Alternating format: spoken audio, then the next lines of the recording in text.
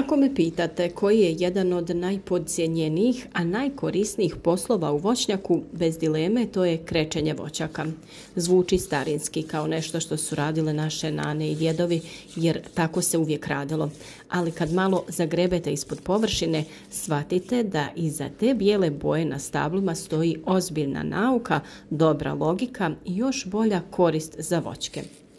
E sad, ja uvijek ovo objašnjavam onako jednostavno da znate zašto to radite, a ne samo kako. Prvo, krečenje je voćki doslovno kao zimska jakna. Vapno, koje je osnova smjese, štiti deblu od pucanja tokom zime. Znate ono kad preko dana grije sunce, a noću temperatura naglo padne. Te promjene znaju bukvalno rasparati koru, posebno na mladim voćkama.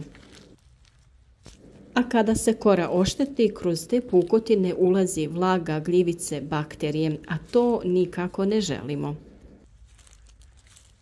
Kreč u stvari odbija sunce i drži temperaturu stabla stabilnom, znači manje naprezanja i manje oštećenja preko zime. Krečenjem se usporava kretanje vegetacije minimum 7 do 10 dana, zbog toga što bijela boja reflektira sunčeve zrake i usporava kretanje vegetacije. Zato upravo ovim postupkom možemo izbjeći štete od proljetnog mraza. Najbolje se ovaj primjer vidi po snježnom danu kada su i voćke bijele i ne zagrijavaju se, da su debla neofarbana, tada bi ih sunce previše zagrijavalo i dalo voćkama signale da krenu sa pokretanjem sokova unutra. Druga stvar, krečenje tjera dio štetnika i smanjuje broj patogena koji prezimljavaju u kori. Zamislite to kao dezinfekciju prije proljeća. Kada u proljeće krene vegetacija, već smo uklonili dio problema koji se tek kasnije pojavio. A sada ono što mnoge zanima, šta to sve stavljamo u tu smjesu? Može to biti samo vapno i voda, no moja osnovna mješavina je uvijek ista. Vapno, sol, sumpor i plavi kamen. Ali hajde redom da objasnimo zašto.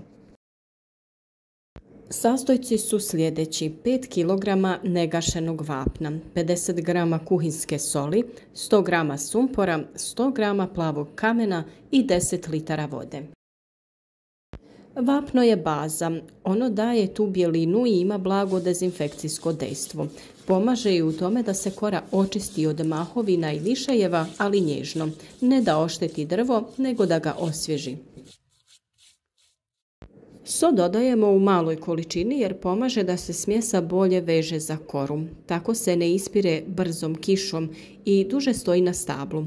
Osim toga, malo pojačava dezinfekcijsko djelovanje, ali ne pretjerujte sa solju, stvarno ide doslovno 2 kašike na kantu vode. Sumpor volim dodati jer je odličan saveznik protiv gljivičnih oboljenja. On je stari provjereni prijatelj vrtlara. U krečnoj smjesi dodatno štiti od pepelnice, lisnih ušiju i raznih gljivica koje vrebaju pukotine na kori. Tu je i plavi kamen, to jest bakreni sulfat. To je posebna priča. Bakreni preparati su možda najjača preventiva protiv gljivica i bakterija. Naravno, ovdje ga stavljamo umjereno jer je cilj da smjesa štiti, a ne da bude prejaka. Znači 100 g plavog kamena na 10 litara vode. Ali u kombinaciji sa vapnom, sumporom i soli dobijete jednu odličnu zimsko zaštitnu barijeru. Kada je u pitanju plavi kamen, njega je najbolje prvo otopiti u vodi, pa ga onda dodati u smjesu. Sada sve te sastojke pomiješamo sa 10 litara vode da dobijemo gustu, kremastu smjesu koja se lijepo nanosi četkom. Neki vole da bude malo gušća, neki rjeđa, najbolje je da bude negdje između, da ne curi, ali da se fino raspoređuje. Sami postupak krečenja potrebno je obavljati tokom suhih dana kada je temperatura zraka iznad nule. Za što bolje miješanje sadržaja najbolje je ostaviti sve da stoji 1 dan. Na taj način će se vapno dovoljno otopiti. Najbolje vrijeme za krečenje je kasna jesen, prije prvih jačih mrazeva. Ako propustite taj period, možete i u toku blage zime, samo da nije minus. I obavezno okrećite cijelo deblo, pa malo i početak skeletnih grana. I za kraj, kada pogledate vaš voćnjak i vidite kako voćke stoje bijele, čiste i spremne za zimu i proljeće, imate osjećaj kao da ste uradili nešto jako važno, a realno i jeste. Krečenje je mala stvar, ali pravi ogromnu razliku. I zato uvijek kažem, nemojte ga preskakati. Stablo će vam biti višestruko zahvalno.